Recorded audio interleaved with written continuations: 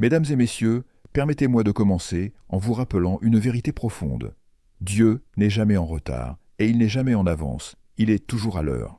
Mais le défi réside dans le fait de faire confiance à son timing lorsqu'il ne correspond pas au nôtre. Laissez-moi vous rappeler une vérité essentielle pour comprendre comment Dieu agit. Le timing est tout dans le royaume de Dieu. Dieu est un Dieu de dessein, et avec le dessein vient un ordre divin.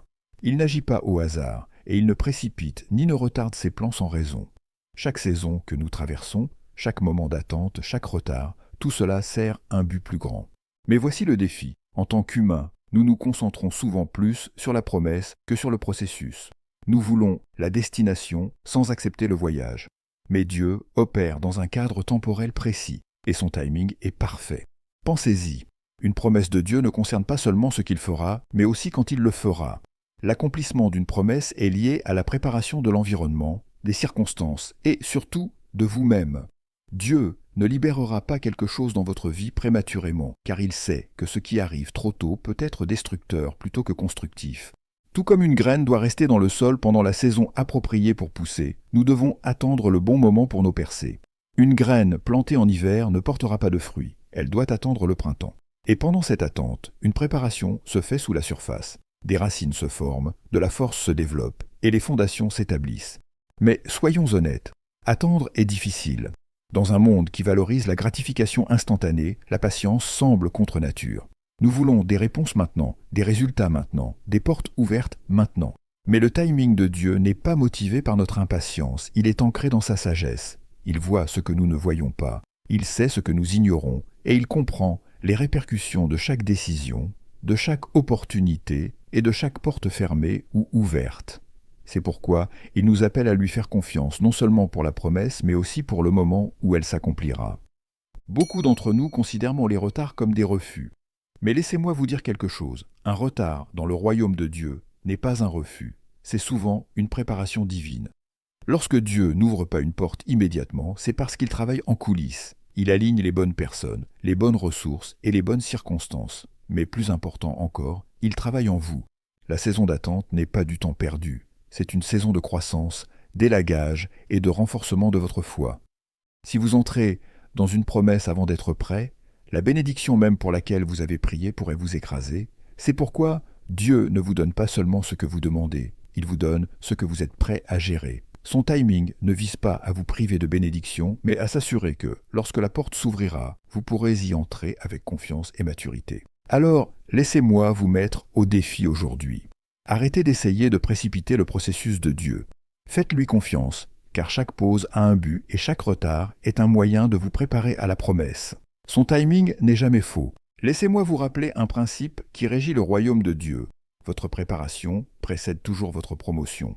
Nous nous retrouvons souvent à prier pour des portes ouvertes, demandant à Dieu de déplacer des montagnes et attendant des percées. Mais il y a une vérité importante que nous devons accepter. Dieu n'ouvrira pas une porte tant que vous n'êtes pas prêt à y entrer. Son désir n'est pas seulement de vous bénir, mais de vous soutenir dans la bénédiction.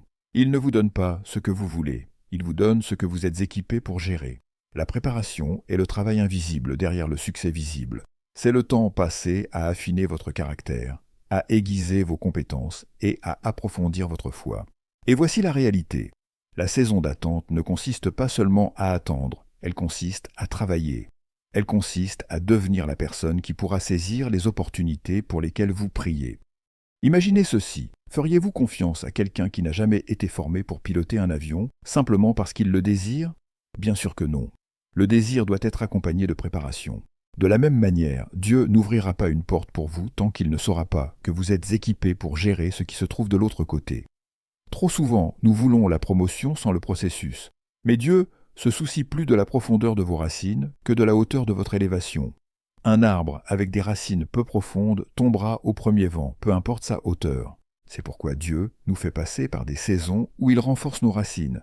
Ces saisons peuvent sembler cachées, voire frustrantes, mais elles sont essentielles. Dieu vous prépare dans l'invisible pour que vous puissiez tenir ferme lorsque vous serez mis en lumière. Pensez à David. Avant de se retrouver face à Goliath, il a passé des années à garder les troupeaux dans les champs.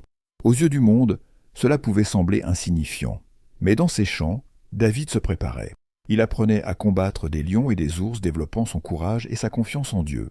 Quand il s'est finalement retrouvé devant Goliath, il n'entrait pas dans ce moment sans préparation, mais avec l'assurance née de sa saison de formation. Il en va de même pour vous. La porte que vous attendez n'est pas une question de chance ou de timing uniquement, c'est une question de préparation. Dieu vous demande « Es-tu prêt pour ce que tu demandes ?» Si la réponse est non, alors le retard n'est pas un refus, c'est une grâce. C'est Dieu qui dit « Laisse-moi travailler sur toi d'abord, afin que, lorsque la porte s'ouvrira, tu ne fasses pas que la traverser, mais que tu prospères de l'autre côté. » Mais la préparation n'est pas passive. Elle ne consiste pas à rester inactif en attendant que Dieu bouge. La préparation exige de l'action. C'est étudier, grandir, bâtir et se positionner pour l'opportunité. Si vous priez pour un nouvel emploi, développez-vous dans les compétences requises. Si vous demandez une augmentation financière, apprenez à bien gérer ce que vous avez déjà. Dieu cherche votre disposition à vous préparer, car la préparation est un acte de foi. Elle dit « Dieu, je crois que ce vers quoi je travaille arrive, même si je ne le vois pas encore. » Alors aujourd'hui, je vous encourage. Embrassez la saison de préparation. Ne méprisez pas le processus, car c'est le processus qui vous qualifie pour la promesse. Et lorsque la porte s'ouvrira enfin, ce ne sera pas seulement une question d'y entrer, mais l'aboutissement de tout ce que Dieu a fait en vous pour vous préparer à ce moment. Et quand vous serez prêt, cette porte s'ouvrira, et personne, ni l'homme, ni les circonstances, ni même l'ennemi, ne pourra la refermer. L'une des leçons les plus difficiles à apprendre dans la vie est d'accepter une porte fermée. Nous interprétons souvent les portes fermées comme un rejet, un échec ou une punition. Mais aujourd'hui, je veux vous dire que dans le royaume de Dieu, une porte fermée n'est pas un rejet, c'est une protection divine. C'est Dieu qui vous dit « J'ai quelque chose de meilleur pour toi » ou « Tu n'es pas encore prêt pour ce qui se trouve de l'autre côté ». Nous vivons dans un monde où nous célébrons les portes ouvertes, les opportunités, les percées et les promotions. Mais laissez-moi vous dire ceci. Un non de la part de Dieu est tout aussi puissant qu'un oui. Une porte fermée est le signe de l'amour de Dieu pour vous, de son soin et de son engagement envers votre destinée. Il ne se contente pas de vous donner ce que vous voulez, il vous protège de ce qui pourrait vous nuire. Pensez au moment de votre vie où vous étiez désespéré que quelque chose se réalise. Un emploi, une relation, une opportunité d'affaires, et la porte ne s'est pas ouverte.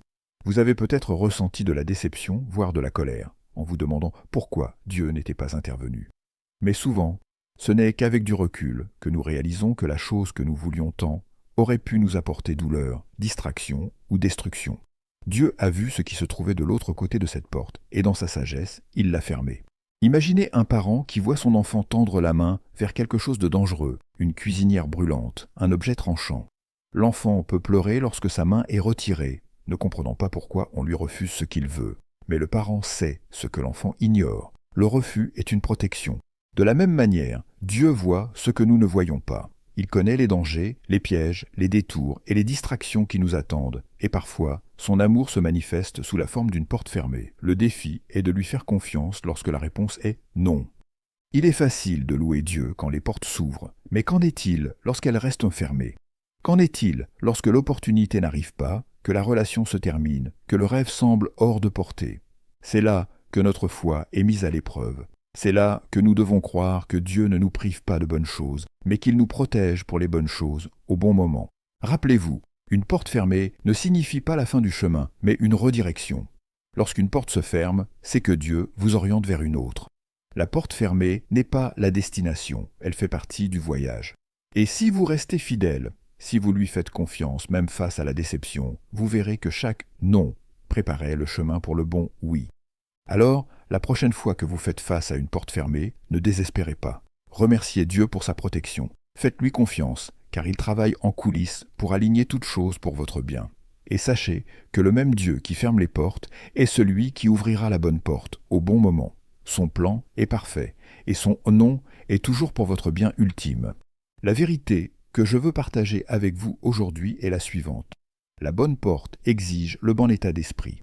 Trop souvent, nous prions pour que Dieu ouvre des portes, nous élève à de nouveaux niveaux et nous conduise à l'accomplissement de ses promesses.